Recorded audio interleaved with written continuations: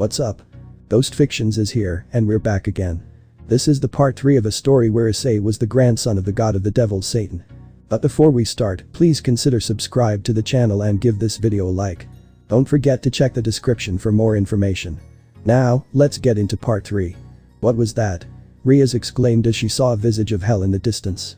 Crimson lightning and reddish clouds, a rain of blood, and a massive tornado of flames. She also sensed a wave of bone-rattling energy wash over her for a short moment. That was Malam Typhoon. It's the boy's strongest spell. It's an anti-phantasmal anti-fortress spell of the fairy class. A voice announced, causing Riaz and her peerage to jump and snap their heads in the direction of the voice. They saw a beautiful woman with silver hair and crimson eyes, clad in an elegant dress, sitting on a tree branch. It's a spell that targets supernatural beings like gods, demons, and dragons, with a destructive power to destroy a fortress, and a magic formula of equal complexity as a spell made by Fey magicians for the Fey. She explained. How did you get here? Who are you? What do you mean? Everyone exclaimed at once. Investigating. Was her vague response to all the questions, and she looked towards them, her faintly glowing and piercing eyes stripping their lives and hearts bare before her. I suggest you take a closer look. That blood came from somewhere, did it not? She said cryptically. Everyone seemed in thought after that remark. Asia was the first to understand it. Issei, she exclaimed in alarm and began running in the direction the tornado once was. As Riaz and her other 3 pieces began chasing after her, the woman disappeared in a hail of flower petals. The words, "Look after him," Gremory, echoing on the breeze. When they arrived at the scene, they saw 2 creatures. A blue western dragon and a man, both in horrible condition. The area was burned to the bone, as it were, and the place smelled of blood and smoke. Issei, everyone, barring Kaneko, exclaimed as they ran to the fallen man. Asia immediately started work on healing him. Tiamat Dono, the guide, shouted as it ran to the dragon. Wait. Did you say Tiamat? Riaz questioned. Yes. Aka Issei. No wonder he's in this condition. He tried to fight her. Why did he think he could win against a dragon king? Riaz shouted angrily, but an icy glare from Tiamat made her anger vanish in an instant as Riaz froze in fear. Be quiet. Brat, I barely scratched him. He did it. To himself. Tiamat responded, debunking Riaz's theory. He overworked himself. And defeated me. What? Everyone questioned. It almost felt like he was following a script. Tiamat said before her body went limp and completely fell over with a thud, snoring. Just what are you, Issei? Riaz, Akeno, and Kibo all thought as they looked to the man Asia was healing. Once upon a time, there was a boy. He was an optimistic and naive boy who didn't want to hurt anyone. He wanted nothing more than to spend his days smiling and laughing with those close to him. But one day, that dream crumbled around him. People attacked him and his closest friend. That day, for the first time, he saw his friend cry. So he swore that she would never have to cry again because he couldn't defend himself. He promised her, "You won't have to cry because of me anymore. I'll be strong so I can protect you." He kept it, and he became a powerful warrior. He was never helpless again. He stood tall, his head held high, and he never faltered. His name was Haidu Issei. But your very existence is a mistake, Issei. Issei was confused. What was his mate trying to say? That his parents didn't plan on having him or something like that? What do you mean by that? Off. Issei never finished his sentence as the sword of light struck him from behind, tearing a large gash from his right shoulder to his waistline. The teen screamed in agony as he fell onto the bloody earth, his back flaring with the most intense pain that he had ever felt in his life. The Sekiryuutei slowly and weakly picked himself up. He was helpless as he saw his attacker approach his mate. Run. Office, Issei yelled as loud as he could in a panic. Issei's voice was hoarse and weak, with a large fountain of blood gushing from his body blurring his vision. However, his fear turned into shock when his attacker bowed down to Office, sheathing his weapon. Office, wah. Issei was cut off once again when the figure suddenly turned, kicking him in the face. Sparks flew all over Issei's vision, and he knew he was on the verge of passing out. Why Office? Issei weakly croaked. His shock has now deteriorated into anger, but he was too weak to do anything. Lifting a hand, the Sekiryuutei tried to reach out to Office before his attacker stomped his hand down, breaking nearly all his fingers. Silence, fool. You have no right to touch our god. OPHIS1 Vault MN% shall lead our group in our conquest. Office shall lead us to a new millennium. The figure laughed tauntingly. Issei, too weak to scream in pain. However, his anger fueled him as it soon turned into unbridled rage. I will kill you, Infinite. Issei began to crawl towards her, even though his body screamed in protest. Were those last 5 years nothing to you? Was all that time we spent together nothing to you? Tears began to drip down Issei's bloody face, whose eyes were shadowed by his hair. Was my love worth nothing to you? Issei whispered. I am sorry, Issei. Office replied monotonously, although it seemed like she was trying to keep control of herself. But I only wish to regain silence, and I will kill Great Red. 5 years feels nothing to me, an immortal. Also, your death is required because we can't afford the interference of the Dragon Emperors. His attacker finished for the infinite dragon god, although his black hood still concealed his appearance. Hearing those words, Issei began to shake violently as he slowly picked himself up. The boy couldn't understand why his mate was doing this. He was confused, afraid, angry, and saddened. What was he going to do? All his plans for the future revolved around his mate.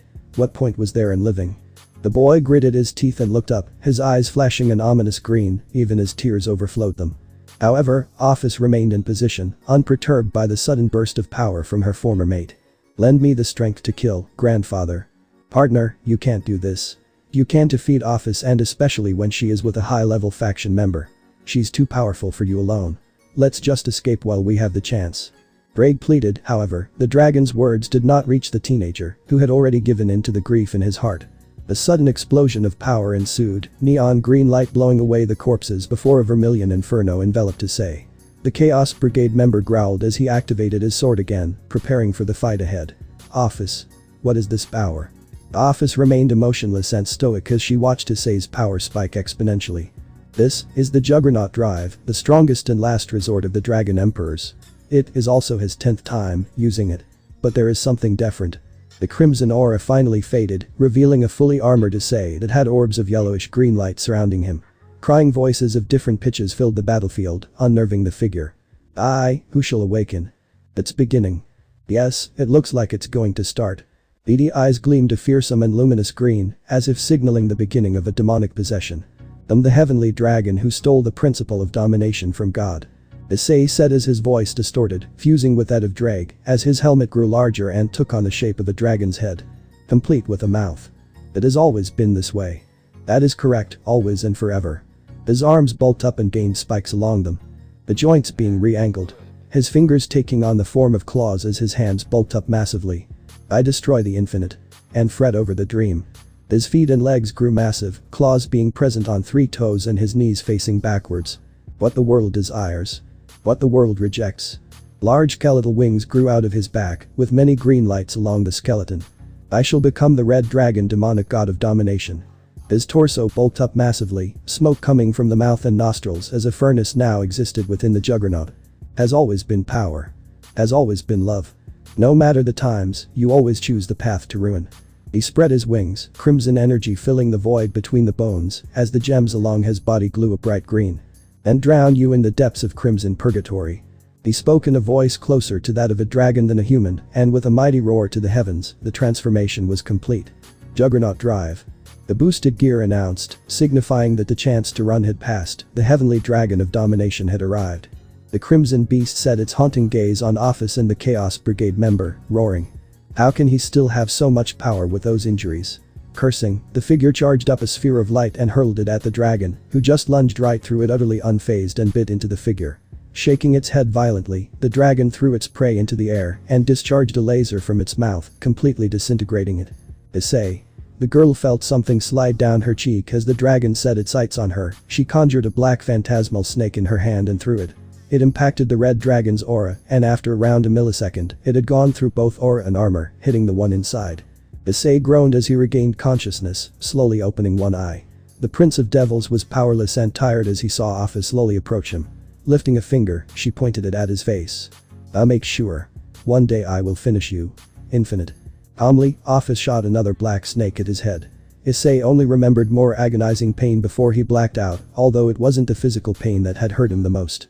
It was his heart, which has shattered to dust from betrayal and deceit. I am sorry. Hayato Issei died on that day. On that day, Issei Maou was born. Fire and destruction, blood and screams, death and chaos were all he desired, a world covered in darkness. A sadistic monster who reveled in bloodshed, a madman who cut a swathe through creation with a bloodthirsty smile, with no purpose other than brutal vengeance. He killed for the sake of power, he sought power to kill. He killed the parents of Hayato Issei, he killed Hayato Issei's Gorgon, he killed men, he killed women, he killed children, he killed unborn babies, he killed all in his way indiscriminately. It didn't matter if they were malicious or not. Burned by the embers of Armageddon, his soul blistered by the fires of hell and tainted beyond ascension, he chose the path to ruin. In his ravenous hatred, he found no peace, and with boiling blood, he hunted the apostles of sin and chaos with barbarous cruelty. For he alone was the unchained predator, the demon god of destruction, who sought retribution in all quarters, dark and light, fire and ice. And in his unholy crusade, he shattered the obsidian pillars and sacked the blood temples. Despair spread before him like a plague as he chased his prey to deeper and darker pits. He set forth with neither pity nor mercy upon the coalition of supernatural terrorists. Unbreakable, incorruptible, unyielding. Eventually, he burned himself out. The flame of unholy ascension spluttered and faded after a mere 2 years, and he washed ashore in the territory of a warrior goddess of the west. She alone brought Hayato Issei back to life. Yet he would never be the same. Unknown to death nor known to life, the orphan withstood pain and countless battles in isolation. Swam through an ocean of blood, wandered through a city of graves, journeyed through the 6 heavens, ventured through purgatory. I saw hell. I saw hell. Hell. Hell. Hell. Hell. Hell. I saw hell. I raised hell. I stood alone atop a mound of corpses. Then flashback. Issei's eyes slowly opened his eyes, seeing Asia leaning over him with a green light coming from her fingers. That's enough, Asia. I am alright now. He said kindly as he sat up, gritting his teeth as he felt his body's complaints. Looking around, he saw that he was still in the familiar forest, and then his eyes went to Tiamat, who was splayed out and snoring away. Slowly, with a pained groan, he pushed himself to his feet. Dragging himself forward with one foot, he approached Tiamat much to the shock of everyone else. Hey Chaos Karma Dragon, wake up, the Welsh dragon's here. At that, Tiamat's eyes shot open and she wiped her head saying, what where? Before her eyes finally settled on him and she sighed. Oh. It's you. You remember our agreement, right? He questioned, causing everyone to stare at him in confusion, and the dragon nodded.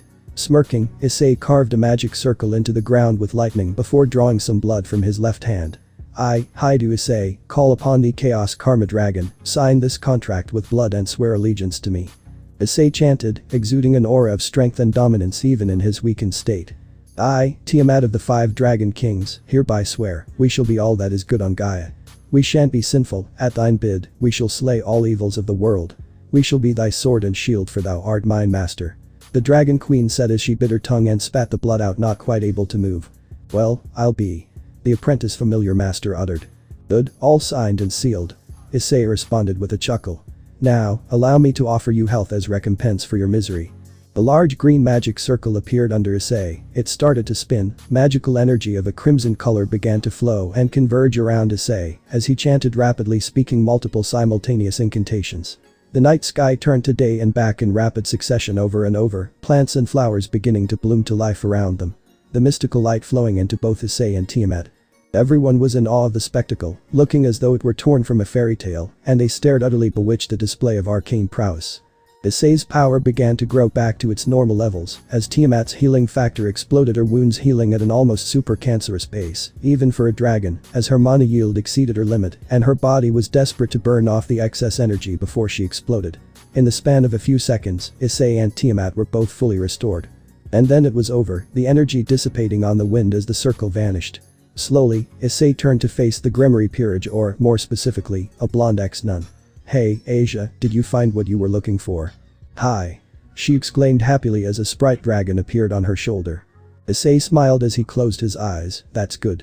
Only for Issei's eyes to open, glowing faintly as he glared at the dragon. You'd better take care of her, punk, or you'll be my first living meal. He said menacingly, causing the little dragon to sweat drop. Not if you understand. The dragon eagerly obeyed, nodding his head vigorously. Issei smiled and walked to Asia, lightly patting the creature's tiny head. Good boy. Turning his head to look to Riaz, he put his hands in his pockets. When will we be leaving? Alright. We're done here, so, we'll be leaving now. Riaz cleared her throat. You have a lot of explaining to do, I thought you weren't any good at healing magic. She glared at the heterochromic man. I'm not. I combined multiple spells in order to use the energy I had released in my final attack to overcharge Tiamat's and my batteries, overclocking our natural healing processes. But I can't actually heal anything more than light injuries, I can just give the energy for the body to heal itself. Issei explained. I see. I suppose that's fair. Riaz mumbled. In that case, we'll be leaving. Issei nodded, turning to Tiamat. Tiamat-san, feel free to stay here, I'll call when I need you. He said with a wave as he and the Grimoire Peerage disappeared. Yufu. I can't believe I lost to a Sekiryuutei, how embarrassing. Tiamat said with a faint blush. A week peacefully passed after the end of the fallen angel incident. Issei brought Asia home so she would have a place to live. Issei and Riaz had informed Asia of her current circumstances. Asia was shocked at first at being reincarnated into a devil, but accepted it without any complaints. If I can be with Issei-san, I don't mind becoming a devil, was what she said. Issei scratched his cheek in embarrassment at the memory. Asia settled in nicely as both a member of Riaz Gremory's peerage, as well as a student. Riaz Gremory arranged for her to be transferred to Issei's class, where she was warmly welcomed by the entire class, mostly the boys. Most of the girls got jealous when they heard that she was living under the same roof as one of Ku's princes, a phenomenon Issei blamed upon Drake. Of course, when they saw how naive and innocent she was, they heaved a sigh of relief and treated her kindly. While Asia settled into her new life, Issei was racking his brain as to how he was going to repay Riaz Gremory for reviving Asia. He couldn't think of a single act that could fully repay his debt to her, so he figured he would have to do it in installments. His first act, of course, was to start treating her and her peerage more kindly than before. It came as an unexpected, but not unwelcome surprise to them, but they accepted the change without a word.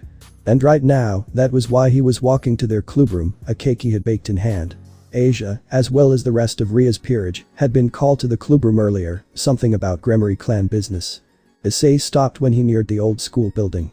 There were two unfamiliar auras in the occult research clubroom, both that of devils. One was relatively strong, a bit stronger than Riaz, and aside from the texture of darkness that was common to all devils, also had a texture of fire and wind. Compared to Issei's own power, it was of course heavily lacking, and Issei had full confidence that he could easily defeat this aura's owner. It was the other aura that worried him a bit. Its power exceeded his own, though only by a small margin. The aura had an icy feel to it, but more importantly, was old and controlled. Whoever this aura belonged to, he or she was a war veteran. Keeping that in mind, Issei was sure that he would have to use his boosted gear in order to defeat them without an existing strategy or at least background information. Shaking off his hesitation, Issei continued his way to the clubroom, taking a deep breath before knocking on the door. The heated chatter inside abruptly stopped. "Oju-sama, are you expecting visitors?" "No. Come in." Issei heard a regal yet respectful voice ask Riaz, who permitted him to enter. He pushed the door open to see Riaz seated on the couch, her peerage standing behind her. Seated on the couch opposite her was a blonde male with blue eyes, wearing a blazer over a white dress shirt that had one button left open, with matching pants and black shoes. He also had several girls behind him. He gave off a bad boy vibe that made Issei instantly dislike him. It seemed the feeling was mutual since said bad boy was glaring at him, presumably for interrupting. But the one that attracted Issei's attention was the maid standing slightly away from everyone else. She was a tall silver-haired gray-eyed woman dressed in a French maid outfit. She was attractive, Issei would admit that much. But she was also giving off an oppressive aura that made everyone else in the room nervous. She was staring him with a hint of curiosity and caution. "Is this a bad time?" Issei asked nonchalantly. Riaz looked glad at the interruption. "No, your timing is impeccable." Issei set the cake down on the table. The bad boy rose to his feet. "Cake, you interrupted our meeting for a measly cake, you damn peasant," turned to ashes. He lost his temper and threw what had to be the most pathetic fireball Issei had ever seen. Issei caught the fireball with one hand and shocked everyone present by taking a bite out of it before promptly spitting sparks of flames out. "This has to be worst fire I've ever tasted." Issei nonchalantly crushed the fireball in his hand without receiving so much as a burn. "You. Why you?" The bad boy looked like he was about to blow a gasket when the maid stepped in. "Razor-sama, please sit down. This peasant dared to disrespect me. Me, a scion of the Phoenix clan. I retract my previous statement, I hate him." Issei thought. "Hey, Drake, how many ways can I kill a phoenix?" "Well, partner, it's pretty easy. Attack them with flames exceeding their own, and they'll get cooked. They're pretty tasty." "I see. Any others?" "I'd imagine so, but that's the only way I know, besides the white one dividing them out of existence." "Got it. Thanks, Drake." Issei responded to his lifelong passenger partner. Issei was just grateful Drake paid rent. "I am not telling you in order to protect this man. I am telling you for your sake. You cannot defeat this man." The bad boy, Razor, froze in place. "Are you saying that he is superior to me?" "He hides it well, but his power is almost on par with mine. You cannot hope to defeat him." At that, Razor's entire peerage turned to stare at Issei in shock. How was someone so plain looking so powerful? The maid bowed elegantly to Issei. "Allow me to introduce myself. I am Grafia, a servant of the Gremory clan. May I ask who you are, young man?"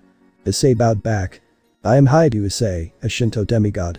The great-grandson of Amaterasu, the queen of the Shinto Kami, and Susanoo, the Shinto god of storms. Issei released his full power aura to make his point, sending everyone, except the maid, to their knees. He reined it back in a second later, and the oppressive aura vanished. Rias rose to her feet, looking a bit peeved.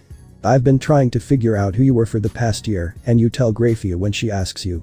Yes, because she's not annoying and isn't begging me to join a peerage. Issei countered with a glare of his own, and it wasn't hard for everyone to imagine a massive dragon with red eyes and devil horns in his place, as his piercing gaze bore into Rias. Haidu Issei-sama, may I ask what the Shinto faction's stance towards devils is? Grafia asked him.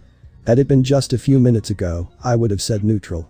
However, Issei turned to glare at Razor, who froze at the intensity of the glare his fiancé had endured mere moments earlier. One of your kind just attacked me, a blood descendant of the queen of the Shinto Kami, as well as her brothers, without any reason. You do realize that wars have been started for less. Razor regained some of his bravado and puffed his chest out, his nose high in the air. Ha. How do we know you're not bluffing? You could just be a human who happens to have strange powers. Issei held out his hand, a great sword with a powerful sacred aura appeared in his hands. A holy sword. Name no Murakumo no Tsurugi, more commonly known as Kusanagi no Tsurugi. The divine sword Gramps gained by killing Urachi. Issei said flatly as the sword released a massive aura that forced even Grafia to her knees and started burning the weaker devils in the room before it disappeared. It appears that his claim is valid. Only a member of the Shinto faction could possess that sword. Unless you're trying to say that a human managed to sneak into the heavenly planes and steal it without any of the Shinto Kami noticing. Rias challenged Razor, who scowled and sat back down with a huff. This is obviously a very delicate matter, so I would like to consult our Maou about this. Grafia requested, a touch of nervousness entering her normally stoic expression at the thought of a war with the Shinto faction. Go ahead. Grafia bowed and left through a magic circle. Issei walked over to Akeno. Say, Akeno-senpai, is there of your tea left?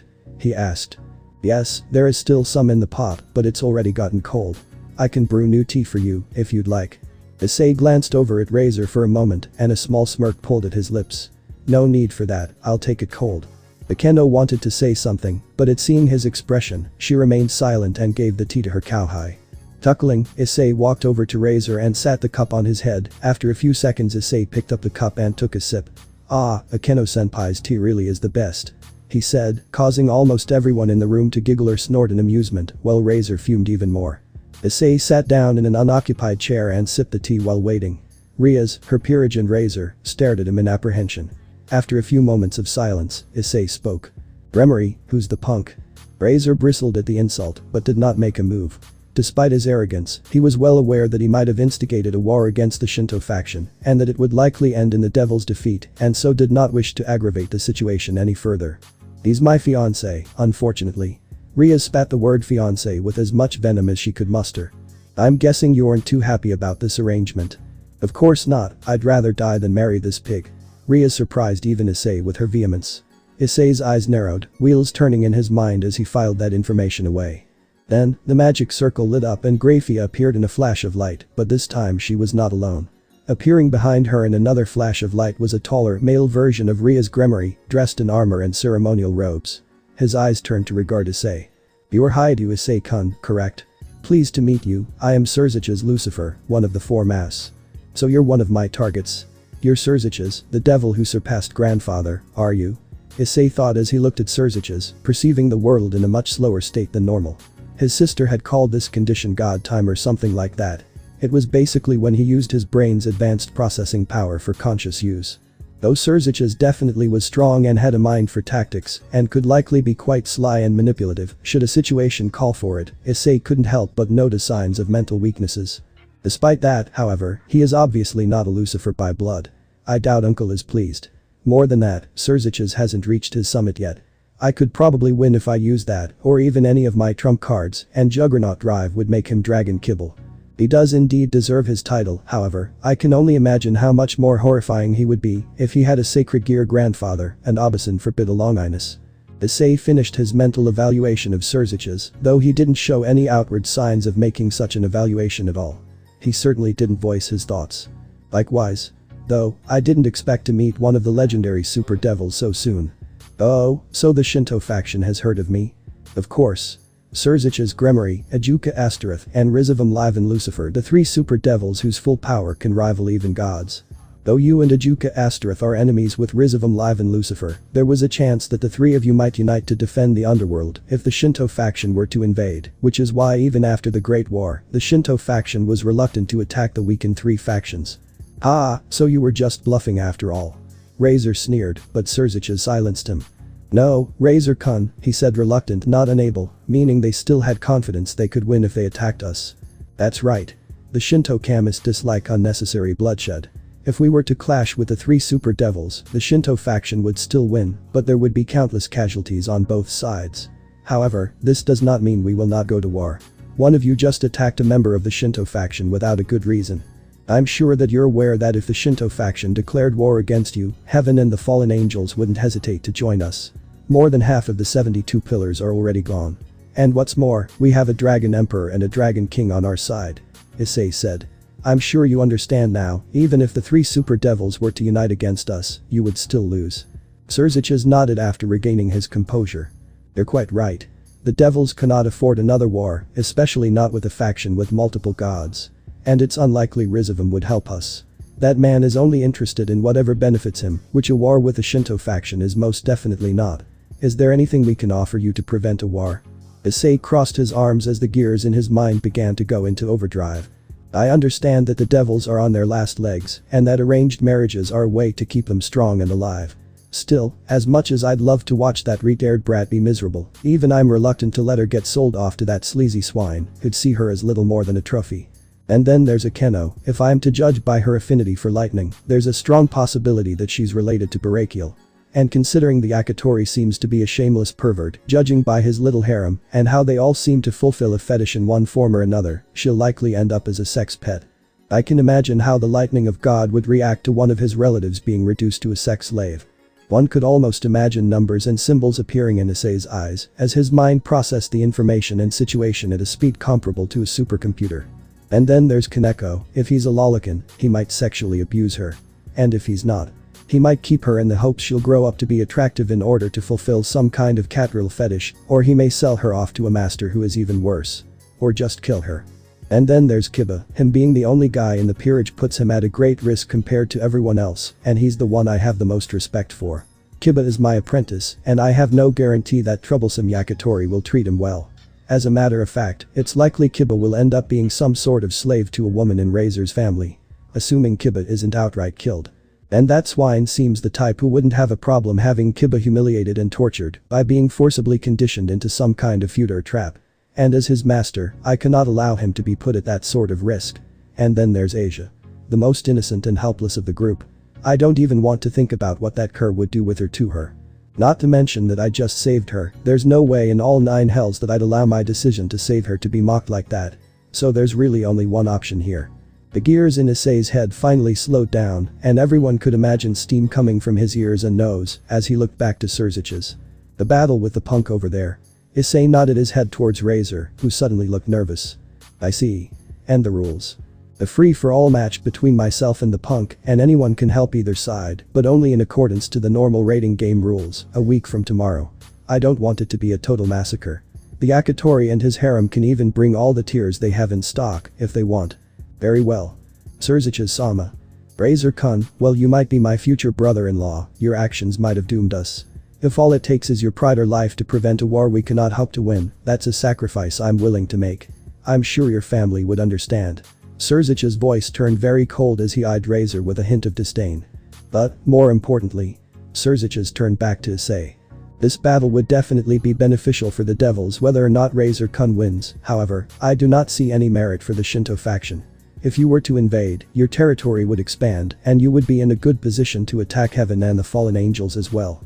I'm guessing there's something you want as a prize if you win. That's right.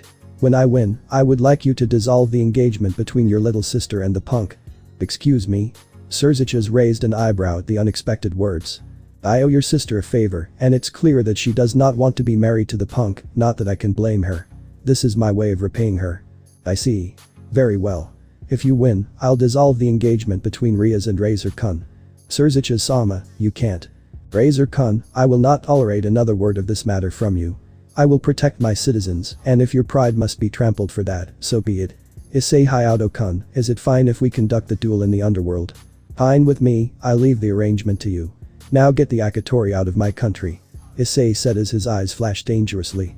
Well then, Razor-kun, please return home and handle any preparations you deem necessary. Surziches punctuated his statement by allowing his eyes to turn red with the power of destruction, leaving no room for arguments from Razor, who obeyed at once. Surziches and Grafia followed soon after. Normally, I wouldn't go so far out of my way for someone. But I still have my pride as a morning star. Gremory has helped me, and it's a king's job to give back to his people. Ria sighed in relief before turning to face Issei. Thank you, Issei. Issei turned to face her. Silence. He said coldly. I won't be going out my way for you again. To that end, I will make you something more than a pompous damsel. You and your peerage are hardly more than deadweight as it stands, you won't be able to drive off any future suitors. And I suspect you'd want to participate in the battle, yet you'd only be a liability. And I only have a week to get you lot up to par. Boot camp begins at midnight, I want you and any guests you want to bring to be at my house then. I'm going to put you all through the 6 heavens this week, you will endure trials so cruel and brutal that you'll all prefer death. Issei said as he pointed at Riaz, his eyes glowing fiercely. Any objections will be refuted with violence. Do I make myself clear? Why yes, Sir Issei. Everyone exclaimed as Issei turned and left. Riaz Gremory. After this is over, you'll be the one in debt to me. The gate opened and in came 2 groups of people, Issei standing menacingly atop the roof of his home. He was clad in a kimono adorned with various runes, giving him an almost regal appearance as the moon illuminated him. Hello Gremory. I see you've brought Sona and her peerage along. Issei asked, to which the Redeed nodded. Fine by me. Just remember, Riaz, Sona. My sister and I are your drill sergeants once you set foot past that gate. What we say goes, and complaints will be answered with violence. Now, come. Purgatory awaits. He said as moonlight reflected from his eyes, causing them to glow an ominous green and a vicious red. Hi do Issei. Is this what he truly is? His demeanor is nothing like it was when I visited. Or is this just him playing his part in his plan? And what is that plan, for that matter? Sona questioned, yet she walked forward alongside Riaz, regardless, their peerages following. Issei jumped down from the building and landed in front of them with hardly a sound. Opening the door, he stepped inside and motioned for them to follow him. I'm sparing no expense in preparing this for you all, I'm pulling all the strings I can to ensure you get the most out of this training. He explained as he opened up the door and led them inside. You will receive neither pity, mercy, nor compassion during your stay, and I'll have you know, there is no room for the weak-willed in this course. Issei turned around to face them all, his eyes gleaming. I make no promises that even a single one of you will survive. We have a week. That means you'll have 1 day to recuperate at the end while you spend the next 6 days regretting your lack of power for eternities. Over those 6 days I'm going to rip you apart and piece you back together one atom at a time, again and again, until I deem you perfect. Issei finished, and everyone was rather unnerved. In fact, almost everyone was sweating. And one more thing. Issei said as a bloodthirsty smile appeared on his face. Hell begins now. And with a snap of his fingers, the hallway they were in vanished as they fell into another world entirely. I know you wanted to test them, Ani-chan, but pinning them against a Hydra subspecies, what gear broke inside your head? Do I need to get Ani-chan a therapist? His sister said as she appeared out of seemingly nowhere. It's not a 9-head, the Hydra I had delivered is a fire type with only 3 heads. They have a few chops before it gets 9 and it's not venomous. They should be able to handle it. Issei said flatly, causing his sister to pout and poke him in the eye. Ani-chan is so boring. She taunted. Whatever. So, what's the news?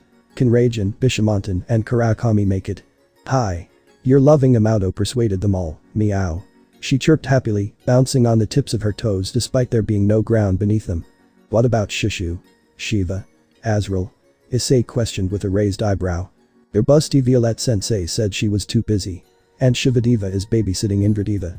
And Azrael-san hasn't responded, woof. The girl said as her 3 foxtails swished back and forth. Issei sighed and laid down on the air. Riaz is gonna be yours then, same for Asia and Tsubaki. Raijin will be handling Akeno, Bishamontan will be with Kiba, Kura will be with Sona. Kaneko will be split between you and Tiamat, and Saji will be split between me and Tiamat. Issei said with a sigh. Ara. Why don't Ani-chan and Tia get their own students? I'll be working with all of them as needed. Let's try to get a Bail and see if Hades can't lend us Asclepius' soul for a bit. Asia would benefit from learning from a god of medicine, even if only for a day. And Riaz is a disappointment, just like her fiancé. Issei mused absent-mindedly before rolling over and looking down. Huh. Seems like they're only now figuring out how the Hydra works. Probably Kiba and Sona's doing. Gremory-chan is keeping morale up and Sona-chan is improvising tactics and studying the opponent, meow. His sister chirped. I suppose she isn't totally useless, that Ria's still below par. Issei mused as he watched a Hydra fight off the two peerages with only moderate difficulty. My training with Kiba has definitely paid off, though. Those swords are appearing faster, they're sharper and stronger, his gear wastes less energy as well. Kaneko still isn't using her senjutsu, though. If her and Akeno would stop holding back, this battle could be halfway finished by now. His sister sat down and hummed to herself. Sona's clan ability is water magic, but she also has affinities for ice and crystal. And Akeno has affinities for lightning, fire, ice, wind, water and ether, not to mention the authority of light all angels and fallen angels possess.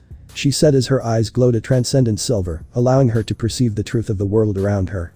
Ria's has affinities for annihilation, void, and fire. Very combat-oriented affinities. Kiba's affinities are metal and an irregular affinity, sword. Asia only has an affinity for nature. Saji has affinities for darkness, void, ether, and hollow, likely the prison dragon's influence. Tsubaki doesn't seem to have any affinities. What do you see, sis? Issei asked as he glanced at the woman. Just eyeing up their elemental affinities, meow. She chirped as her eyes turned back to normal. Himejima-chan has the most elemental affinities, but Gremory-chan has the strongest output. Issei nodded as he watched the unfolding battle below. Must be nice, having an all-seeing third eye. Ani-chan wouldn't like having a third eye, he'd think it's cheating. She said as she pinched his cheek. Let go of me. Issei said as he slapped her hand away. And here I was beginning to think you'd leave me alone. Oh well, how does Ani-chan plan on dealing with Saji? He doesn't have a high magic output and he isn't a power type either. Saji is an assassin type that needs to rely on trickery and strategy to win, meow. The girl said playfully. I'm going to force him to make what little he has go the distance to use what he can do to the highest level. Issei said flatly. And if he can't do it? He'll die. Issei said flatly. If you cannot overcome the odds, if you're incapable of surpassing the you of yesterday, if you cannot put your life on the line to be the best you can be, you'll never amount to anything more than a side character. It's how this wicked world works. Fufu. It seems like they're putting the Hydra on the back foot now, meow. True. But that wouldn't be the case without Asia and Tsubaki to handle support and Sona guiding the offensive efforts. Still, this only proves my previous assessments of them. What other monsters do you plan on pitting them against, Ani-chan? Lamia, Minotaur, ogres, wyverns, golems, and other creatures.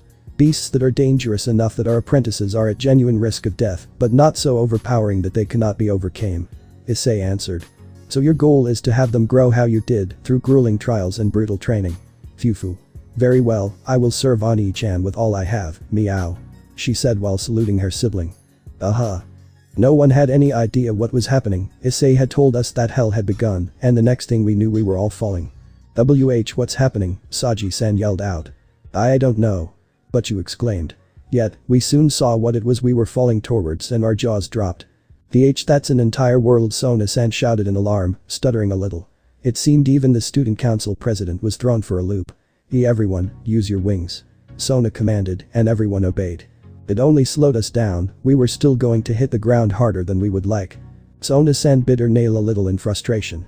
The gravity here is higher than Earth's, our wings can't overcome it at our current power.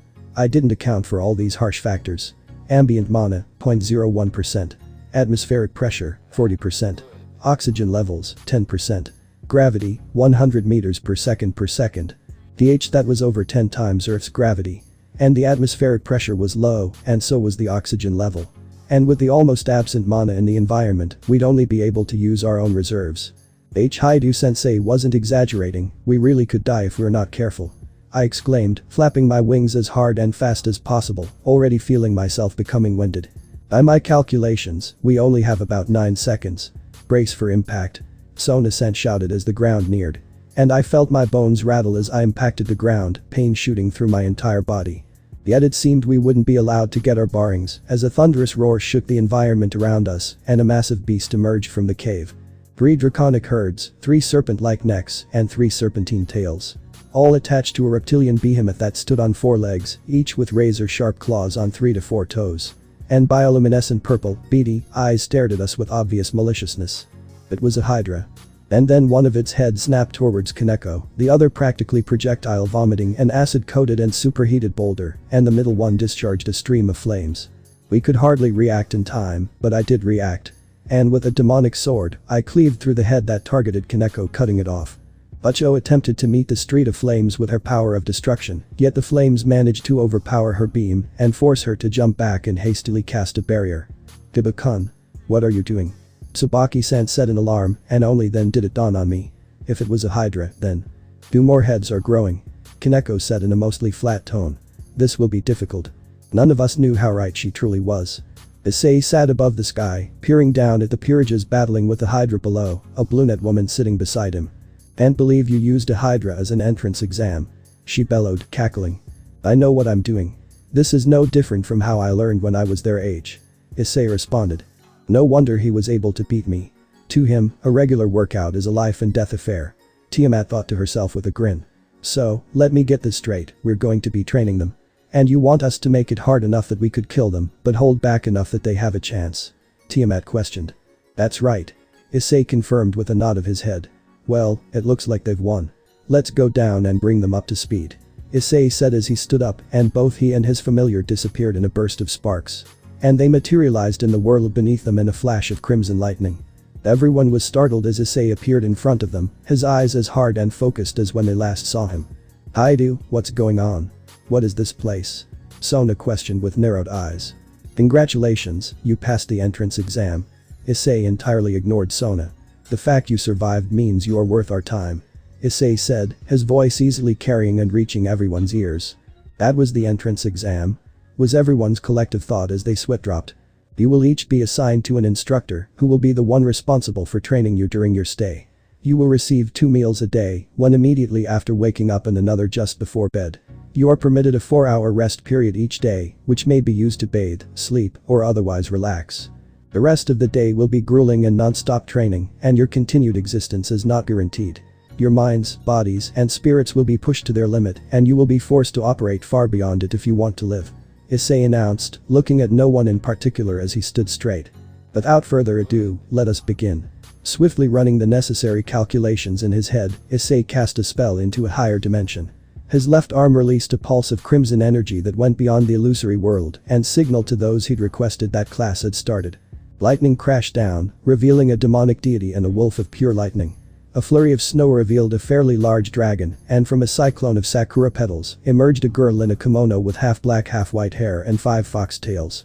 Alongside her was a fairly androgynous woman clad in Japanese-style armor and ceremonial robes, with slitted golden eyes and hair that was a mess of white and black held in a ponytail. Bremery-chan, Asia-chan, and Tsubaki-san. Your 3 will be my charges. Issei's sister chirped. Citri, you are to be my pupil. The dragon rumbled. Himejima Keno. I, Raijin, will be your instructor. The thunder god boomed. I am Nagao Kagetora, avatar of Tahachi Bishamonten and Ichigo's god of war, and I will be Kibayudo's trainer. The woman exclaimed. I requested the original Bishamonten, but I suppose one of his avatars will do. Issei said with a deadpan expression. Stop it right there, Riaz exclaimed in a bit of a panic. Since when was Kenshin a woman and how are they here? They should be dead. Ha I go wherever Bishamonten dictates. Kagetora exclaimed, holding a spear in one hand and a katana in another. Contracts with a god cannot be absolved without consent, they persist even after death. In effect, she's a familiar acting as a conduit for her master's power. Issei explained. Nevertheless, Kaneko will be with Tiamat and my sister. Saji will be with Tiamat and myself. Amo will be with Kagetora, Tsubasa with Tiamat, Momo and Ria with my sister, and Nomura will have the same arrangement as Kaneko. Issei took a deep breath before speaking again. As I said previously, we make no promises that you will survive. And every now and then, you will all face trials arranged by me. With the explanations finished, let us begin. Issei's sister clapped her hands and she disappeared with her charges, taking them off to be instructed in a different part of the forest. Raijin disappeared with Akeno. Kurakami flew off with Sona, which left only Kagetora and her charges, along with Tiamat, Saji, and Issei himself. On guard. Issei bellowed before suddenly appearing in front of Saji and kicking him in the gut, causing him to cough up blood and fly through multiple trees and crash into a nearby hill. Issei scowled as he glared at the so-called devil. Pathetic. You're embarrassing yourself and bringing shame to Vritra and Citri both. You disgust me, weakling. Issei loomed over Saji, balancing atop a tree, jet black lightning dancing across his hands and forearms. Are you angry, boy? Do you feel defenseless? Small? Insignificant? Issei questioned with a flat expression. Saji, meanwhile, was trembling. He was terrified. Utterly terrified to fight that man, no, that monster. With just one attack, Saji's organs were bruised, his ribs cracked, muscles had been pulled, and the trees and rocks left him with more cuts, scratches, and bruises on his skin. Sure, he could already feel the minor wounds healing, but still. It was from a single kick. Yet, despite the fear consuming him, he felt angry. And excited. Angry at God, at the devil, at Issei, at the world, but most of all, at himself. He was angry for being weak. And he was excited to prove himself, because if he could so much as cut a monster in the heavens while he was stuck on the earth, he would see that as a victory. Ah. That's right. I'm just a pawn and a low-class devil. Small and insignificant. But. Saji forced himself to stand on trembling legs, coughing up blood. Even us nobodies have our pride. Saji shouted. Issei's face contorted into a sadistic smile. Right you are, but how long can you cling to that pride, I wonder? Is that sacred gear really anything more than decoration? Issei questioned, intending to provoke Saji further. His goal was to not only test Saji, but to test the upper limits of the boy's power. And to that, he needed to draw that power out. And for that, anger was the easiest method. To that end, Issei would play the villain. After all, a king may treat his subjects cruelly if it is in the best interest of his people. Saji grit his teeth and clenched his fist, his sacred gear appearing on his arm. Absorption line. Saji shouted, the line shooting out with the intention of ensnaring Haidu. Issei lazily caught the line and raised an eyebrow, as if questioning if Saji actually thought it would be that easy, before tightening his grip on the tongue. Issei pulled on it, spinning around. He smashed Saji into trees and branches as he slowly reeled the boy in, and once the prison dragon wielder was close enough, Issei used his free hand to deliver a devastating lightning-charged left hook to the jaw. Saji could do nothing to defend himself, thanks to the dizziness induced by his impromptu orbit, and could only watch as the kiss of death mocked him. At the moment of contact, Saji felt his teeth rattle and his nerves turn to magma.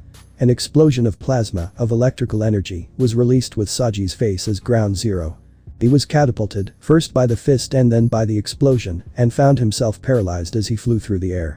The electricity made his muscles twitch and spasm, and it burned his flesh.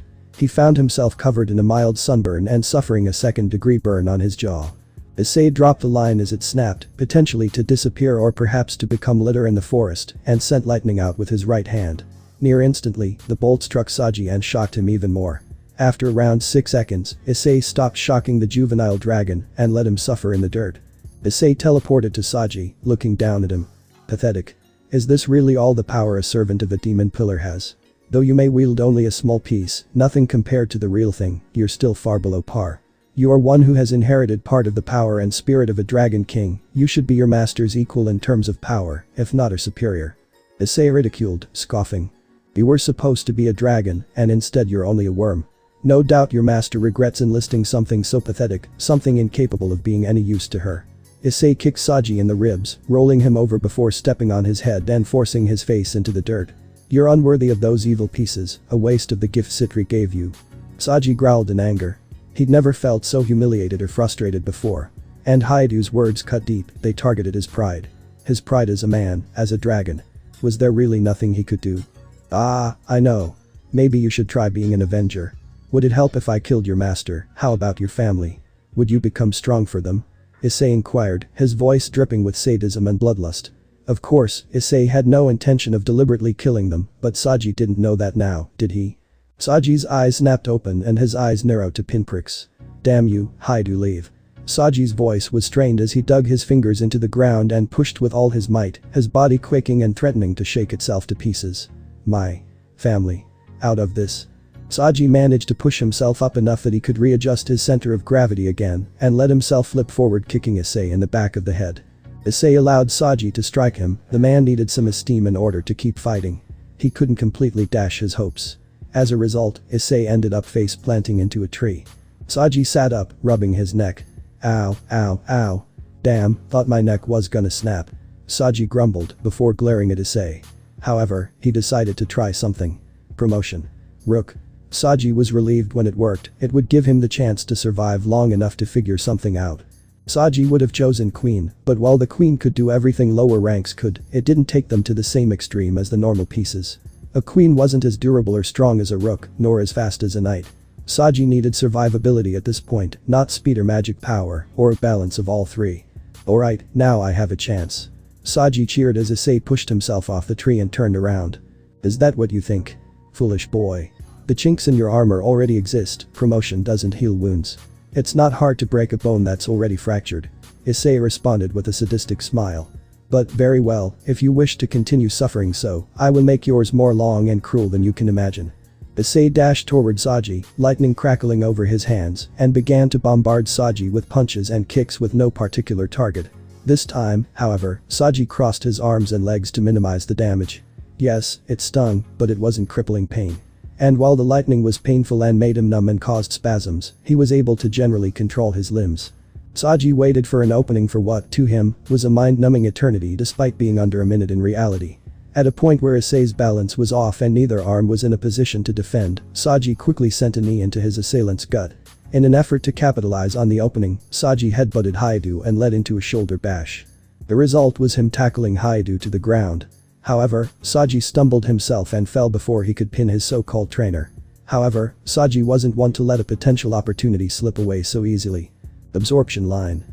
Saji shouted, successfully ensnaring one of Haidu's legs. Saji didn't hesitate in draining the monster, hoping to weaken him enough to somehow subdue him. Issei looked toward Saji with a deadpan expression. Is that all? Did you really think you could defeat me so easily? How juvenile. Issei drawled, boredly. Issei raised a palm and it started to glow, not from mana concentration, but from heat. Saji's eyes widened a little. Promotion. Knight. Saji immediately set to running away at a diagonal angle. He was hoping that by the time Issei fired it, he would still barely be in its range, so Haidu wouldn't feel the need to readjust his aim, allowing Saji to take a hard turn and evade it. Of course, Issei almost instantly realized what Saji was thinking. Very well, I'll play along. Issei thought as he charged up the attack. Once it was at its peak, a sizzling noise flew on the breeze. That was the only warning as Issei released a beam of pure golden sunlight from his hand.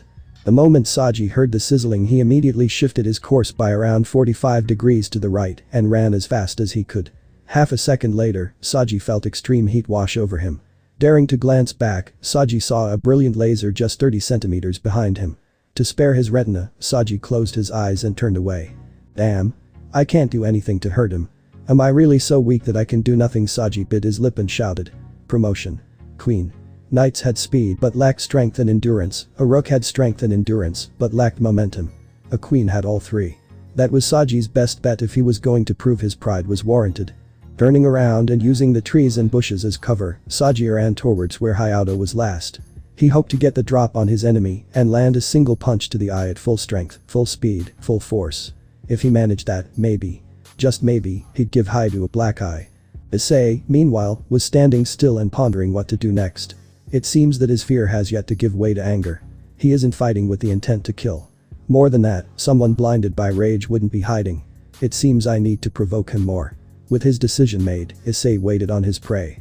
Issei's ears twitched as he heard the sound of a branch breaking, his eyes dilating into slits. Spinning around, Issei roundhouse kicked Saji in the back of the head. Pathetic. Trying to ambush me like a cat. How cowardly. I never took you for a felin earhead. Pussy, Saji, I was even beginning to believe that you were a dragon. It seems I was wrong. You're not a dragon, but, in fact, a cat. Issei questioned, not even facing Saji. The dragon wouldn't hide. And while a dragon may have ran, they most certainly wouldn't have ran away. They would have ran at me. And a dragon definitely would not have tried a sneak attack. Dragons are proud, noble, and powerful. You, Saji, are none. Issei belittled, turning to face Saji. Do not surrender. Do not retreat. Do not back down. Keep your promises. Defend your mate. Do not betray your mate. Raise, guard, and train your spawn. Love your mother, respect your father, and cherish your grandparents. And uphold your family's honor and protect their pride. That is the law of dragons. And if you truly are a dragon, you should know it in your bones. Issei shouted, the mark on his neck glowing faintly. That's right. That's right. I am a dragon. I am the host of a fragment of the Black Dragon King, Prison Dragon Vritra. I may only be a pawn. But even so, Saji moved to stand up, growling lowly. I am one of Kaichu's servants, Sona Citri's pawn. If I lose here, if I just give up now, That'll bring shame to my king. To her peerage, my friends. No, my family. Saji stood up, balling his fists. I do say. You, who would derive pleasure from my suffering. You, who would look down on me. You, would threaten my family. As a dragon, it is my duty to defeat you. Saji looked up at Issei, thinking back on the humiliation and ridicule he'd suffered over the past few minutes, his eyes burning. Partner, the boy's power is increasing. His mana yield is exceeding the absorption line's regulation. If that excess energy is used for an evolution, then you may have to use me. Braig announced, providing his 2 cents on the matter. True. Sacred gears evolve in response to the wielder's feelings, and absorption line is no different. However, I doubt it would necessitate your intervention. Though, if it somehow evolved into a longinus, that could be trouble. Issei responded. Still, I know you want to keep me up your sleeve, but don't hesitate to use me if things get dicey. Issei didn't answer that, he didn't need to. Braig already knew the answer. That's it, Saji. Hate me, despise me. Get angrier. Defeat the monster in front of you, if you can. Issei encouraged, gleefully watching Saji. Prove that you are worthy of being called a dragon king. Issei watched stoically as an ominous, cold, and malignant aura erupted from Saji. Saji had gone berserk, his eyes were slitted and gold, while his sclera had turned crimson, and power overflowed from his body. I see. Outrage. So even an incomplete dragon gear like absorption line can do it. Saji suddenly appeared in front of Issei, scratching Issei across the eyes, elbowing him in the kidney, and before delivering a palm strike to the chest. The attack sent Issei flying backwards, crashing through numerous trees. Yet Saji wasted no time, grappling him with absorption line and pulling Issei into a 2-legged dropkick to the face. A resounding crunch echoed through the forest, coming from both Issei's skull and Saji's foot. Growling, Issei grabbed one of Saji's ankles and twisted, pulling on the leg to move Saji in front of him and using the boy as a living shield. Saj no, evil dragon Vritra. Now is the time awaken and spread thy wings. May the sun be obscured upon this earth, Kingreet. General of Asura. I hate it. I hate violence. I hate the irrationality and malice of the world. I resent the wicked who trample upon the weak. I am disgusted by the weak who refuse to compensate with cunning or stand their ground. I lament their suffering, I emphasize with them, yet I find amusement in their misery, nor can I truly blame the perpetrators. And so I cannot let the weak remain weak. But the only way I know how to do that is forcing them to be strong. I am a hypocrite, a king of liars, a monster. I hate myself. As they fell, Issei conjured a small orb of light and heat in his free hand. It rapidly increased in size, heat, and luminosity until it collapsed into a smaller and hotter object. And Issei's hand began to squeeze it tighter and tighter as he drew the fist back. Swallow this fallen prince's light, Asura, if you can. A bright white light surrounded the Shinto demigod's fist. The air inside of the fist was crushed into itself and fused into progressively heavier elements. Within the bald fist of Amaterasu's descendant was a tiny star. The gun was cocked, and the hammer struck. The heavens crashed down. A distorted thunder resounded. The earth shattered like glass, violently expelling its innards, and ash fell like snow, and rock and metal fell as rain. There shouldn't have been any surviving. Only divine intervention could have saved a mere mortal from that light of destruction. Yet, no such a thing could happen here. Not even Amaterasu, in all her incandescent glory and almighty radiance, could have reached that place. I knew that, of course I knew that. However, once the dust settled, Issei saw day had turned to night and black flames rended the heavens. And, tracing trails of flames with his eyes, Issei found a shadow. And with a hazy outstretched hand, the shadow had caught his fist and devoured the star. The evil dragon had awakened. The only way. To heal our wounds. The shadow spoke, its voice distorted as if two were speaking at once, and crimson lights gradually drifted into view from the other side. The darkness started Issei, and he stared back at it. We need magic power to heal our wounds. Tendrils of shadow sprouted, shooting out with intent of ensnaring Issei, yet. Boom. A burst of flames erupted, banishing the shadows, and 2 piercing eyes fixed a predatory gaze on the shadow. Didn't I tell you? Shallow the light. Force me to take you seriously, even if only for a moment. Issei bellowed, face adorned with a vicious smirk, as the flames around him became even more intense.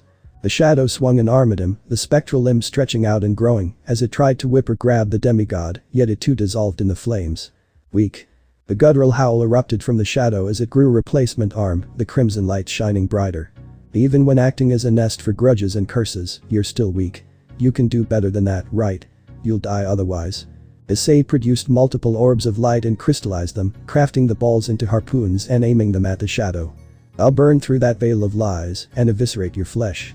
Try not to die. The harpoons were launched at Mach 30, barreling towards the shadow like a comet. Ooh. Ah. Ha. Ra. The shadow's mana erupted and spilled out like a black tide. The miasma condensed into spheres before catching fire, reddish-purple flames danced around the orbs of malevolent energy. By an unseen hand, the death balls were catapulted to meet the harpoons. Dozens of times, they clashed and cancelled out, and the surrounding life died. Incinerated by the light or infected by the miasma and cursed to death, or simply suffocated by the mana density. Eventually, the deadly fireworks came to a conclusion. Ha-ooh. Ha. The ambient mana was absorbed by the shadow, the life force was sucked out of the surroundings and converted to mana. And the final negative thoughts of the victims became new curses. The shadow grew in size, sprouting wings, and 2 additional arms. Yet its shape remained hazy, constantly undergoing small shifts, and the lack of light being reflected meant that details were non-existent. That's it. Keep up with me. Issei kicked off the ground and struck with a haymaker. Twisting his body midair, Issei created a blade of lightning in his hand and swung in a diagonal arc. It carved and melted through the shadows, yet the shadow created a spiked maul and swung the colossal bludgeon at Issei. The hammer struck home, and the spikes pierced through Issei. The blow sent Issei rocketing through the air, a magic circle engraved on his chest. It prompted stakes to grow out of his body, leading to Issei coughing up large amounts of blood, pain shooting through his body. And, at the same time, he felt his energy being drained. Multiple shadowy minds appeared in the space around Issei, each filled with curses. After barely a moment, they detonated and afflicted Issei with various curses. They ensnared, weakened, and ate away at the demigod. His flesh melted as though he had been doused in acid, he had lost his sight, and his hearing had grown dull, he'd lost feeling in much of his body, and his bodily functions had slowed. Such were the effects of the curses which afflicted him, not to mention the various debuff-type curses that weakened him. Ahai. C. Weak. You're weak. Sir cannot defeat me. But. Who decided that? Our cloud gathered in the distance, black and crimson lightning crashed down with prejudice, and a massive wave of heat and pressure swept over everything. What's happening? Rias cried in fright, startled by suddenly getting a mouthful of dirt. I don't know, Tsubaki responded. It comes. What do you mean, sensei? Rias questioned. The tempestuous god. The sorcerer said, waving her hand lazily. A large translucent barrier appeared around them, and it stonewalled the incoming heat. The group of teenagers under her tensed upon at this. It is not my tale to tell, but I will say this. That boy's past is darker than you think. Still, this is nothing more than a preview. The true awakening I observed on that day has not yet come to pass, and so you needn't trouble yourselves. This is merely a beast thrashing about in a night terror. Suddenly, the kitsune's eyes widened a bit and she blushed slightly. Oops, I've said too much. The girl started her, nervously, yet it was strangely Asia who stepped up. Please, Lady Mage, tell us. What has happened to Issei-san? The Oreo-haired kitsune cast her eyes to the former nun. No. I won't. Issei will tell you when he is ready, you will figure it out on your own, or I will tell you when the time comes. It isn't my place to speak on these matters. That's right. My eyes see through the world. None escape my sight. I know exactly what Amaterasu, Rizavam, Surziches, Azazel, and the dragon gods are doing at this very moment. I know who has what sacred gear and what they have been doing from the moment of their birth. I know the truth of what happened to Issei all those years ago and the true intentions of his beloved. Yet, I speak nothing of them. It is not that I lack a consciousness, but, well, many things. I am the miracle child, everyone sought me for my power, yet no one accepted me. I did not belong anywhere. I was feared as a danger, yet seen as an ideal mate and living weapon. Yet, I saw all of it. My eyes pierced through all deceptions and invariably bore upon even unspeakable truths. I was disgusted by everything I saw. It was like I was in a bathtub of maggot-infested sewage. I didn't like anyone, yet I didn't hate anyone either. Because it was all the same to me. Everyone was a liar and a barbarian. Yet, at the same time, everyone's actions were justified. Thus, I rejected them all. Everyone who wished to use me was sent home, either in tears or in coffins. After all, I knew everyone's deficiencies and reasoning. In time, everyone accepted that I was disinterested in their affairs. I was treated as a wild card who both acted for and against everyone according to her whims. Yet, if I truly align myself with anyone, everyone else will gang up on them to wipe them out to keep their agenda from being realized. I am the Queen of Mages, a so-called Grand Caster. I am permitted neither land nor friends. I must not desire them. But, I had gained something. There was one thing I found beautiful. Just one. A singular light, a distant star in the unending storm I was born into. When I first saw him in mother's arms, it was akin to love at first sight. He was so small and peaceful, and those big curious eyes were so pretty and innocent that my heart fluttered despite me knowing his true nature.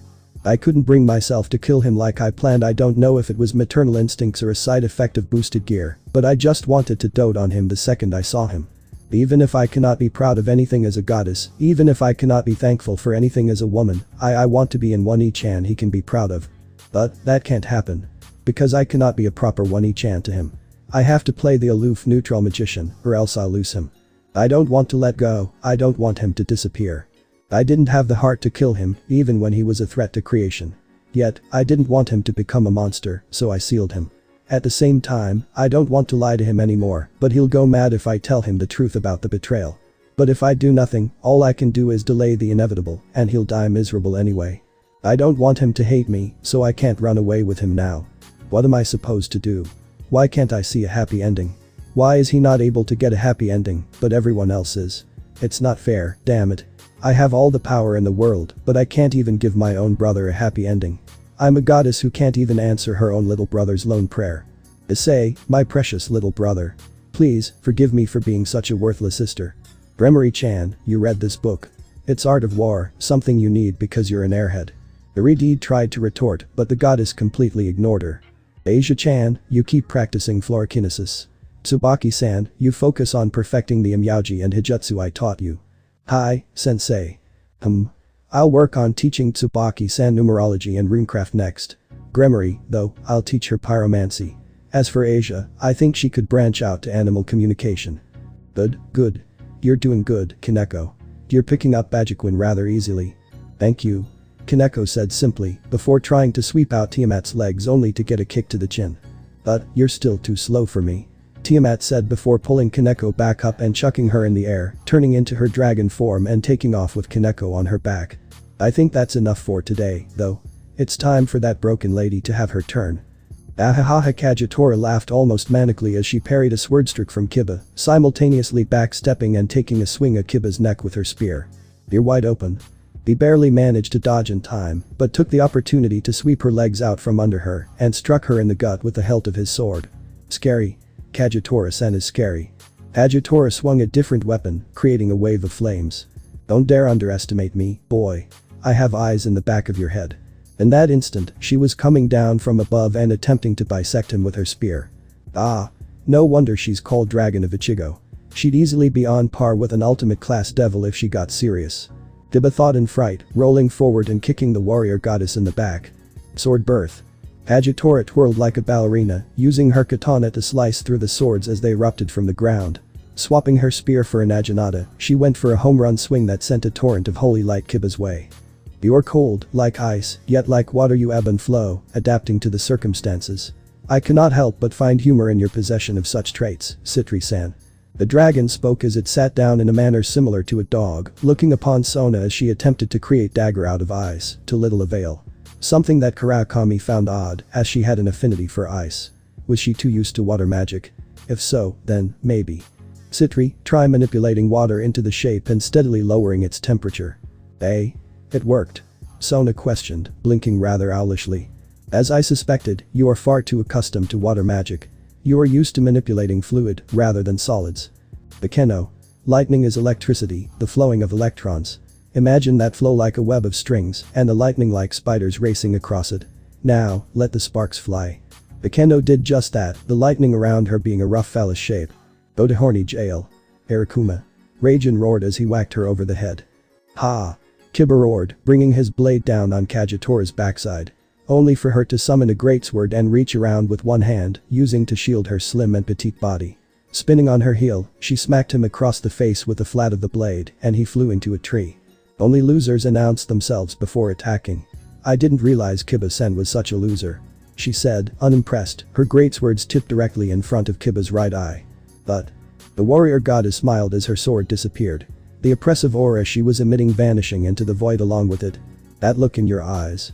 I've seen it before, those eyes fixed on seasons yet to come, that damn buffoon Oda Nobunaga had that same look. You have spirit, Udo Kiba, and that's the foundation of greatness. At this, Kiba actually found himself blushing slightly. It is an honor to be praised so highly by the avatar of Bishamontan. Haha, don't get too cocky, brat. You're still a weakling, no matter how spirited or skilled you may be. She laughed boisterously, pulling him to his feet and dusting him off, only for her expression to turn serious in an instant. Now, give me 1,000 push-ups and 1,000 sit-ups. Water magic is hydromancy. That is to say, it is reliant upon water except at the highest level. This is because water is, by definition, H2O. However, ice magic is not confined to water ice. Ices can be many things: carbon dioxide, methane, nitrogen, oxygen, ammonia. There are many forms of ice, not just the sort that naturally occurs on Earth. In other words, until you become accustomed to using ice magic, you will not be able to reach your full potential. Therefore, the dragon's breast began to frost over as he inhaled vast amounts of air. I shall force you to become intimately familiar with ice. A shower of liquid nitrogen rained down upon Sona. Living a storm a mold is a simple matter, but to actively control it is another. To control the amps and voltage and track targets requires much more skill. To begin with, to track the target you must know where they are in relation to you, how many thunderbolts you want to produce, and either imagine them going along an ever-changing path or predict where the enemy will be next and have them go there. Either way, it takes a lot of concentration, especially for relative novices such as yourself. Sounds like fun. Right? Sadomasochist. Annoying. Allow me to demonstrate. Rajan's hands crackled with black and white lightning, heating the air around them. Sparks flew off his forearms and hands before. Zap. From each finger, 2 lightning bolts came. And the individual lightning bolts went into different directions, cleaving straight through various tree branches until it had been shaved. Every branch was severed, leaving just the trunk. And then, they turned back around and hit the branches again as they fell. Then, it was over. The lightning vanished. The first day of hell was over, and Issei emerged from the woods with Saji slung over his shoulder. It burns. Asia, heal the punk. He said as he unceremoniously dropped the teen to the ground and walked off, as if unaware of his own blood-stained form. It hurts. I do, may I ask whose blood that is? Oh no. I was like this when I woke up and your pawn was beat to crap and covered in miasma. I had to do a purification to keep him from becoming an oni or something. Make it stop. Purification. As in, a Japanese baptism. How? Saji's a devil, that should have killed him if he was in as poor a condition as you say. Nope. Ani-chan does purifications by surgically removing the affliction, primarily via his technique Zan, that combines Taoist arts, astrology, and Hijutsu with swordsmanship and breathing and walking. The Oreo-haired kitsune announced with a smug smile, arms crossed under her bust. Upon hearing this, Rias, Sona, Akeno, Tsubaki, and Kaneko looked on in awe. Issei, however, just tilted his head. Is it really that surprising? I am a fighter-type divinity. I don't want to fight anymore. Issei-senpai. Breathing and walking takes a lifetime to master. To combine it with something while being a teenager would require being a prodigy. She's right. But, Haidu, what I'm interested in is how you know Taoist arts. Those are virtually extinct in this day and age. Friends in high places. The Taosan, Akasan. I'm tired. What a cop-out. Rias muttered, glaring at Issei. Give me 100 push-ups and sit-ups, each. Then you'll have the right to complain. Issei responded. It's cold. The two peerages watched as he walked away, leaving to presumably take a shower. It burns the third so cold. What are you hiding? Was everyone's thought. My head. It feels like it's splitting apart. Hair scorched white, ethereal wings of night, a bloodthirsty smile, and fierce eyes of depravity. A tempestuous god, a god bringing disaster, cloaked in flames and thunder. The fierce deity wielding a blade of such magnificence that no Longinus or holy relic could compare. He cared not for good or evil, for the fickle hearts of men, his only interest lay in destruction. Such was his purpose. The Isagami was not born of benevolence. He was no agent of good and order, incapable of creation. Doubtlessly, he was an agent of chaos and ruin. A god worshipped through terror and hate, a monster amongst monsters, born of malevolence. Revere me. Despise me. Envy me. Fear me. But do not obey. Do not follow. Do not prostrate. Challenge me. Bath me in blood. Feed my power. Die for me. Surely, even the reviled Satan would not wish to stand before such a terrifying god. Yufu. Ice-kun gave poor Saji such a beating. I'm so jealous. Akeno cooed lustfully as she sauntered throughout the rather simple base, glancing over to Tsubaki who was walking next to her. I can't say I relate. But, why did you ask me to come with you, Himejima-san? Tsubaki questioned, her heterochromic eyes casting their gaze on the voluptuous beauty next to her. Akeno giggled in response, oh, come now, you should already know, Tsubaki-san. Tsubaki's eyes widened, and then she glanced down at her own arm, biting her lip. So it's true. Haidu-san is. Akeno nodded, a Shinto divinity, yes. Aren't you curious, Tsubaki? What one of your gods would think of you? I suppose I am. But I'm not sure I want to find out. As the pair were about to turn a corner, Akeno suddenly stopped Tsubaki and masked their presence as she peeked around the corner. Issei, that's enough. You're not a bad person. Please, let's go home, master. Squelch. Crunch. Slash. I'm tired. Issei. It's me, Akasan. Ping. Whoosh. Sizzle. I'm so tired. Damn it, Issei. I'm your father, now do as I say and stop this madness. Ping. Clang. Chomp. Crunch. I don't want to kill anymore. Issei dragged himself down the hallway, eyes devoid of life. Fling. Crunch. Squelch. Crackle. Clang. Sizzle. Bang. Whoosh. Crash. Vroom. Splash. Boom. Squish. Ayahaha, let it all be destroyed. I don't want to see any more. Thump. Zap. Whoosh. Crackle. Boom. Buzz. Pow. Crunch. Splat. Pop. I will tear this world apart and completely cover it in the darkness of destruction. All I want is a world covered in darkness. No. Stop it. I don't want that. Ice-kun. Akeno pouted as she watched him. Haidu-san. What about him? Akeno motioned for Tsubaki to peek around the corner as well, allowing them to see past through an intersection. He looked sickly. Akeno whispered as she watched Issei turn another corner. To think of it, he didn't look well earlier either. Tsubaki mused before glancing at Akeno. Let's follow him. Akeno ordered.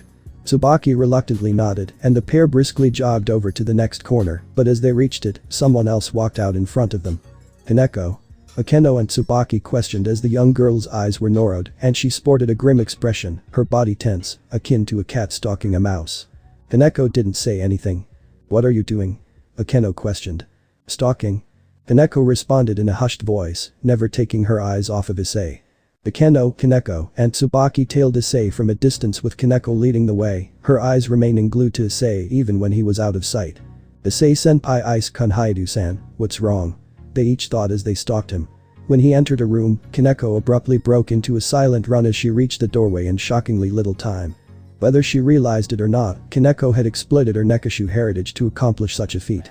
Leaning against the door, the white cat peered inside as Akeno and Tsubaki followed shortly thereafter. It was a hot spring. Hey? What's he doing here? Akeno whispered. A misogi, I think. Kaneko answered. Issei clumsily stripped out of his clothes and weakly tossed them aside. Unaware of the prying eyes, he allowed himself to all but fall into the spring, floating in it face down. Kaneko bristled and narrowed her eyes, teeth grit. What's the matter, Kaneko? Tsubaki questioned, having taken her eyes off Issei to look at Kaneko. What in the nine hells is going on here, why is that inside Issei-senpai? Kaneko punctuated her statement with a hiss, showing just how spooked she really was. Akeno tapped Tsubaki's shoulder and pointed to the source of Kaneko's alarm. Then she saw it. The black miasma rolled off Issei like a black tide, markings spread across his body, and various germ-like creatures were nesting inside his body. And, above him, in the cloud of miasma was a singular giant eye was looking down at them. Crimson sclera, green iris, and a dark purple infinity symbol for a pupil. However, upon closer inspection, it was attached to something. A monster. So terrible, so alien, that mere mortal girls like Akeno and Tsubaki couldn't describe it. Yet, for a spiritual being like Imkai, it was a simple matter.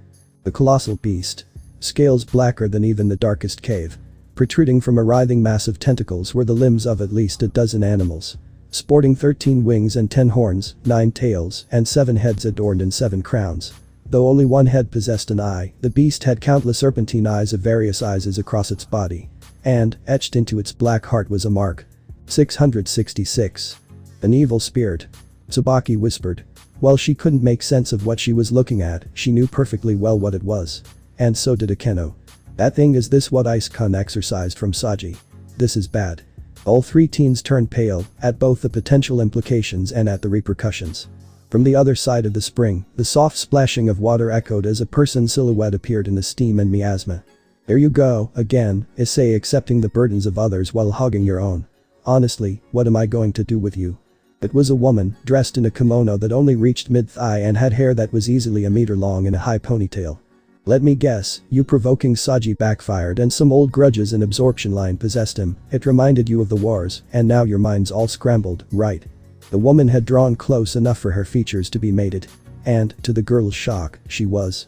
In that case, let me draw it, okay? The line between who lives and who dies. Just leave everything to Wani-chan. She giggled softly and made a peace sign, swiping her hand across the air in front of her. Various symbols shot out and carved themselves into the stone around the spring, glowing softly and erecting 4 walls of Fey letters. After which, she threw several talismans into the air. Said talismans, inscribed with Chinese symbols and numerals, found the center of the 4 sides and the 4 corners and embedded themselves into the barrier. Issei's sister. Isagami, Hakai no Maou, Yuboku tempestuous deity of the black sun. 4 oddly shaped blades, long and thin, and resembling an inverted Christian cross, appeared in her hand. Iboku. A Chinese word for god of disaster. Maou.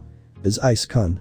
Thou, who desecrate the land of the rising sun, abide this will and reason, and hearken. I solemnly swear. I hereby cast aside my borrowed name. By my true name, Yatagami, I shall draw a line. By your cursed name, Yuboku, let it determine who lives and who dies, life to that which is good and judgment unto evil. She incanted, throwing the set of blades. The blades glue with holy light and burst into blue flames. And Issei screamed. I shall go kill, I shall let live. I harm, I heal. None will escape me. There are none whom escape my sight. She closed her fist, digging manicured nails into her palm, and allowed her blood to drip into the spring as she began to dance around the spring. The water gradually turned purple, and then it receded, leaving a purple pentagram in the water with Issei at the center. Then, it ignited into violet flames. What is this? A hairy, but also a Kagura. Does that mean Issei senpai is? Chatter, let it be so. Those who have grown old, those who have fallen on the battlefield, I welcome thee. Surrender to me, learn from me, obey me. Do not forget the song, do not forget prayer, and do not forget me. I am light and relieve thee of all your burdens. Issei thrashed and screamed in a multi-tonal voice, as if he was more than one person. Yet his sister danced around him seamlessly, even as she poured a vial of powder on his body. It stopped his thrashing, though his screaming continued. Let it be so that there is no deception. She threw a second set of blades. Now, there were 8 blades embedded into Issei's body, each relating to a different planet. And then they ignited into golden flames that spread across the pentagram, overtaking blue and violet alike, and it spread to the miasma. Yet, she didn't stop her dance for a moment. Retribution for forgiveness, betrayal for trust, despair for hope, darkness for light, dark death for the living. Relief is in my hands, I will add oil to thy sins and leave a mark. She poured several vials onto Issei's body, including a vial of holy water, before throwing a silver coin and a bar of soap onto him. The flame burned even brighter, the light beginning to physically burn the spying devils. Eternal life is found only through death. I, the Atamagami, lay waste with the Yadanokagami and expel thy vast defilement. The sacred mirror of Amaterasu, Yadanokagami, was above Issei, reflecting and amplifying the light of the holy flames. Despite that, what they heard next was arguably the most bizarre. O revered deity, forgive me my transgressions. Issei's scream became inaudible as the malevolent spirits that had attached to them were cleansed in the holy fire. And then, they faded away, the ceremony having concluded. The ceremony was certainly a spectacle, it was beautiful, to be sure. However, to the 3 devils who had witnessed it, it was world-shaking, perhaps. And so, they all fled. Both because they feared being caught and because they needed to sort out their thoughts. The Yatagami spared a glance at the door, noticing that the 3 wanted spies had already left. I didn't think they would flee quite so quickly. She shrugged, deciding that it didn't matter, and made her way over to her little brother. She lifted him up and carried him to the edge of the spring, placing his head on her lap. She smiled down at him and tenderly ran her fingers through his brown locks. You're hopeless without Sissy watching over you, she said with a sigh, magic circles forming in her hands. Now, it's time for you to sleep, O fierce god. The morning lark has not yet called out to you. Ice-kun. The Kendo leaned against a wall and panted, pressing her hand to her chest. Even with all the fat in the way, she could still clearly feel her heart beating out of her chest.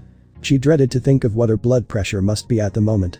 And it was with that, and how comical it was for it to cross her mind in this situation, that Akeno managed to calm down a bit. Issei is a hybrid, too. A Shinto god and a devil. A Maou. I wonder what clan he's descendant of. Akeno whispered to herself, her naturally perverted mind causing her to think of Issei acting as a typical demon king in Aramanga, and she felt a spike of arousal throughout her body. While such a thing would ordinarily someone exited, the opposite was accomplished in this case, and Akeno's racing heart slowed further. Finally, Akeno let herself sink to the ground and sighed, closing her eyes. Alright. Indulge in horny fantasies later, for now, start from the beginning. Akeno told herself as she started to reflect what she just went through. Issei was a malevolent god. A dark god, one who naturally brought ruin to the world. Wigatsugami. It's in his nature to kill and destroy, and yet Issei-senpai. Kaneko thought to herself as she looked down at her own hands. Issei-senpai is a creature who should inflict pain upon others and thrive on being feared and despised. But, he saved me. Could it be that? I'm wrong. Do I? And he is descendant of a Maou. He's a Devi king. And a god. A demon god king. His nature is as an agent of chaos and destruction, but he. Akeno bit her lips, feeling sweat forming along her body. I have to talk to Rias. I have to tell Sona. Haidu Issei is an evil god. Tsubaki thought to herself as she ran through the hallways, yet Tsubaki suddenly felt paralyzed by something. Not by emotion, but by a thought. Haidu Issei is an evil god. And the descendant of a Maou. He is. A demon god king, but I'm a demonic exorcist. A demonic exorcist and a demon god. Doesn't that sound like quite the fitting pair? Tsubaki thought as she bit her lip, paling slightly. Oh sweet Satan, what is wrong with me? I should tell Rias, but. Kaneko clenched and unclenched her fists. Issei-senpai hasn't done anything to hurt us. And I am a yakai, originally, a supposed evil spirit and a creature from the same mythology as Issei-senpai. And he. Kaneko let out a deep, slow breath and looked up at the ceiling. Tsubaki covered her face, which had become a tomato from embarrassment, as her hormonal teenage body ran wild with impure thoughts. What the hell is wrong with me? I'm not a succubus or anything like that, so why are these sorts of thoughts making me hesitate? Why am I even considering this at all? Tsubaki thought in shame, biting her lips. She just couldn't help but imagine being Issei's wife or love interest, participating in some cult centered around him, and doing who knows what in his name. I need a fucking therapist. Akeno was just one door away from Rias. Any moment now, she could open the door or simply shout and tell her best friend about what had happened. However, she was given pause. Why was that, exactly? It was exceedingly simple. A single thought. Ice-kun is a demon god, and I am a devil priestess. As that thought bounced around in her head, Akeno found herself entertaining thoughts of serving Issei in such a capacity. Being his priestess. And, as a fallen angel hybrid, her mind inevitably sexualized the scenario. She imagined meeting Issei in secret at some ominous shrine where he had his way with her and gave her assignments to complete, all while Rias was oblivious to it. It was an incredibly arousing thought. Oh heavens, if Issei were next to her in that moment, she would be begging for it. As Akeno licked her lips and a hand trailed down to her thighs, she held back a whimper and took a step away from the door. The thought of what Issei had done on the hill to avenge Asia sprung to her mind, uninvited but not unwelcomed. At the time, seeing it had been both frightening and arousing. The thought that the rather laid-back seeming Issei had that in him.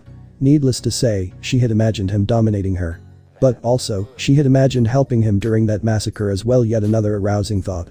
Yet, there was one thing she didn't understand at the time. That being, why?